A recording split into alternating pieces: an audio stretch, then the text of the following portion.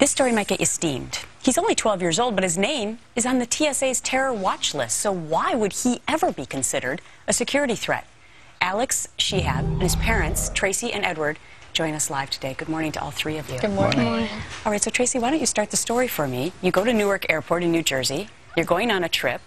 And suddenly they detain you and stop you? That's right. Actually, it started before that. We, normally print our boarding passes at home to make our flight and travel simple, and weren't able to do that. They said for some reason we were disallowed from printing our boarding passes. So we get to the airport, wait in a long line, and they tell us that my husband Eddie and I can fly, but our son Alex cannot.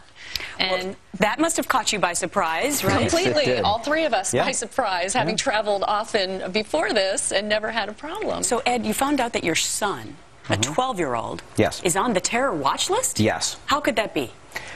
It seems the way it works is that if there's a name, someone's name is on a watch list, then whoever has that name is on that list. They say, the TSA says that there are no children on the watch list. Well, that's not true because he's 12 and he's on the list. So you wrote an email to the TSA back in January. Yes. They responded and said that they would give you back an answer in 30 days. They said it takes at least 30 days to process it. It's been 60 days, and we haven't heard anything back since then. They gave us a redress number, and that's basically about it. So, Alex, what has happened to you at school? You're only 12 years old. What are the kids saying to you? Well, some of them are now calling me a terrorist because now they think that, now, since the TSA thinks I'm a terrorist, now they think I'm a terrorist. But, so... It's already tough enough to be a 12-year-old at school. Yeah. And sometimes people and kids are not so nice. Yeah. Now, I know that you're going to go on a trip to Japan coming up this summer. And by the way, he's a Cub Scout. He's doing all this volunteer work. You're going as an ambassador to Japan, not with your parents. Do you fear that you may not be able to get on the plane? I mean, I'm not really worried about getting on the plane. It's coming back.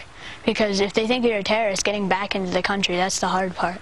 And without them, it's probably going to be hard because I'm a kid. And he's a smart kid, too, to figure that part out. What are your concerns right now as parents of a little boy who's on the terror watch list? Tracy? Yeah, well, it's actually a bigger concern for me, not just for Alex, but for all the kids out there, and just for the way the system works. If they can't match up a birth date with a name and figure out that this is a 12-year-old child, then how many other people are in the same situation?